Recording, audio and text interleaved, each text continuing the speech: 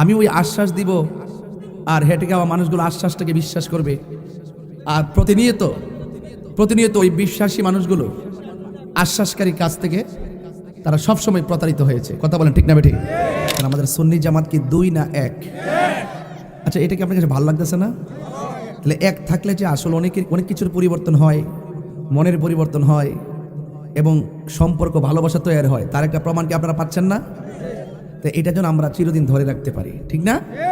আমরা এক থাকবো। পীর মাশায়েখরা কি এখন দুই না এক? এক। তো সেজন্য আমরা ঐক্যবদ্ধভাবে আমরা যে কোনো কাজ ইনশাল্লাহ করব।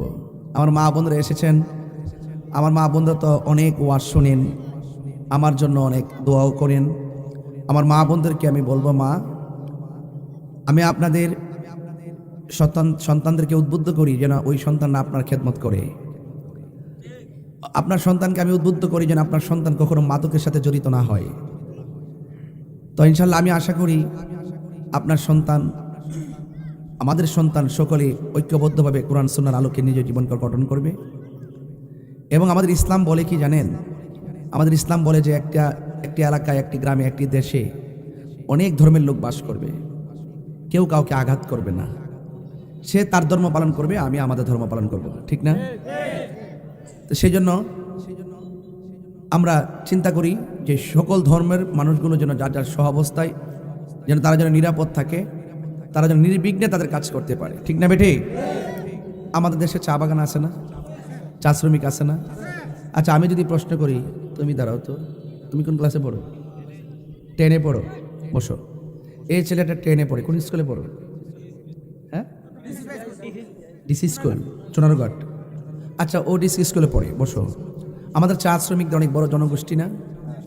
আচ্ছা, আমাদের কি ওরা কি বাংলাদেশের নাগরিক না? ওরা কি এই দেশের মানুষ না?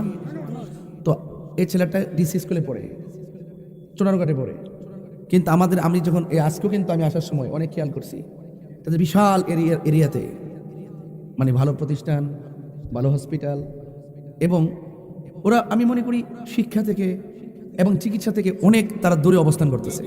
কথা সঠিক কিনা বলেন? এরা দেশের মানুষ তো রে ভাই, এদেশের নাগরিক তো। এদের জন্য আমাদের কি দায়িত্ব আছে না? আমি আশ্বাস এগুলো আমি খুব দিতে চাই না, আমি বিশ্বাসের মানুষ। আমি ওই আশ্বাস দিব, আর হেঁটে যাওয়া মানুষগুলো আশ্বাসটাকে বিশ্বাস করবে। আর প্রতিনিয়ত ওই বিশ্বাসী মানুষগুলো আশ্বাসকারী কাছ থেকে তারা সবসময় প্রতারিত হয়েছে। কথা বলেন ঠিক না বেঠিক? আমরা ওই ধোঁকা দিতে চাই না। আমি একবারই বলছি যে ইসলামী মূল্যবোধ যার হৃদয়ে থাকে, তার কাছে দেশের মানুষ সবকিছুই নিরাপদ থাকে। কথা বলেন ঠিক না বেঠিক? ওই ইসলামটাকে আমরা সঠিকভাবে এমনভাবে ধারণ করতে চাই, 32টা দাঁতের ভিতরে যেমন আমার জিহ্বাটা নিরাপদ, ঠিক এভাবে এদেশের প্রত্যেকটা মানুষ যার যার জায়গায় জন্য তাদের অধিকার নিয়ে, সুবিধা নিয়ে, আমরা যেমন লেখাপড়া করি তারাও যেন লেখাপড়া করতে পারে, আমরা যেমন চিকিৎসা পাই তারা যেন চিকিৎসা পায়, আমরা যেমন জ্বর তুফানের ভিতরে বিভিন্ন বিকল্প ব্যবস্থা করতে পারি তারা যেন সেটা করতে পারে, ঠিক না বলেন?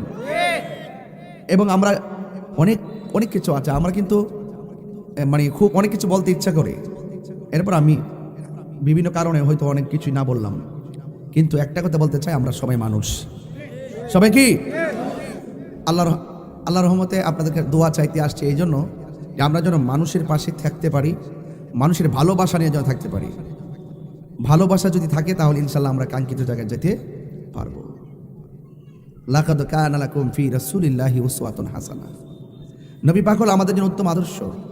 ওই আদর্শের মধ্যে আছে জুলুম নাই, নির্যাতন নাই, ধোঁকা নাই। ধোঁকা দেওয়া যাবে? জনগণকে ধোঁকা দেওয়া যাবে?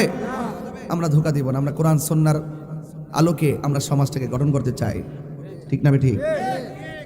বৃষ্টি বাদলা, বিভিন্ন রোগ বিমার, তাদের যে কন্ডিশন, এগুলো থেকে যেন আল্লাহ পাক আমাদের যারা আমরা কাজ করতে চাই যেন আল্লাহ পাক সুযোগ দেয়। তাইলে আমরা মন অনেক বড়, সুযোগ পেলে আপনাদের প্রত্যেকটা মানুষের পাশে দাঁড়ানোর মতো হিম্মত এবং ভালোবাসা, আন্তরিকতা আমাদের আছে। আহলুস সুন্নাত ওয়াল জামাতের বৃহত্তর সুন্নি জোট এটা গতানুগতিক কোনো প্ল্যাটফর্ম নয়, এটি একটি আধ্যাত্মিক প্ল্যাটফর্ম।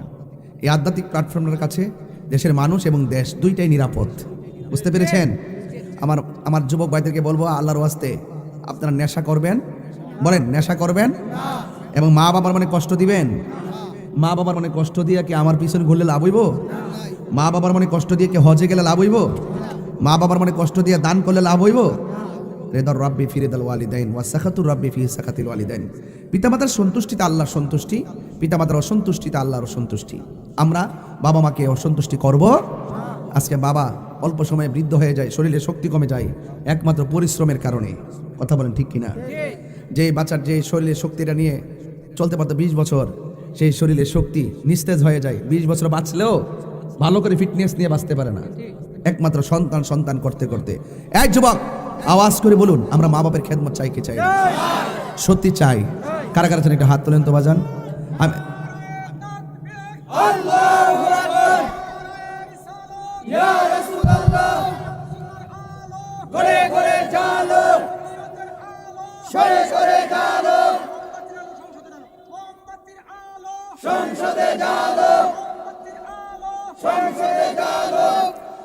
ভালোবাসি তোমায় বাবা, বুকটা যে যাইছি রে। এই গজলটা বলার উদ্দেশ্য হলো আমার আব্বাকে এই মুহূর্তে মনে পড়ছে। কারণ আমার আব্বা প্রতি সপ্তাহে 4 দিন এই নাসিরউদ্দিন সিপাহী রহমাতুল্লাহ দরবার আসতেন। ইন্তেকালের আগের দিন এখান থেকে গেটটার মধ্যে অসুস্থ হয়েছিলেন, রাত্রেবেলায় তিনি ইন্তেকাল করেছেন। প্রতি সপ্তাহে 4 দিন এখানে আসতেন। এজন্য আমি এখানে আসার পর আমি এই দরবারে জিয়ারতের মাধ্যমে আপনাদের মাঝে এসেছি। কথা কি সঠিক? আজকেও মহান আল্লাহর ওলির দরবার জিয়ারত করেছি। একটু মা বাবার জন্য একটু বলেন, ভালোবাসি তোমায় বাবা, বুকটা যে যাইছি রে। ভালোবাসি তোমায় বাবা, বুকটা যে যাইছি রে। তোমার কথার হৃদয় মাঝে পড়ছে বারে বারে। বাবা গো বাবা, বাবা গো বাবা, বাবা তুমি কেমন আছো ছোট মাটির ঘরে? তোমার কথার হৃদয় মাঝে পড়ছে বারে বারে। বাবা গো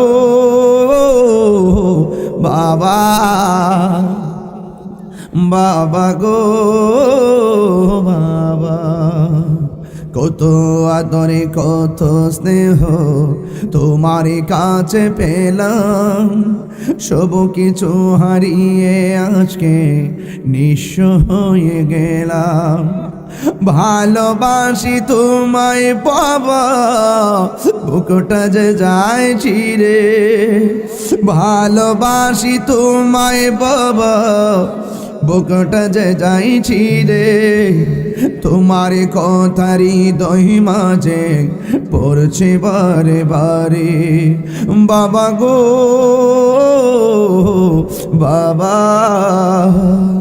বাবা গো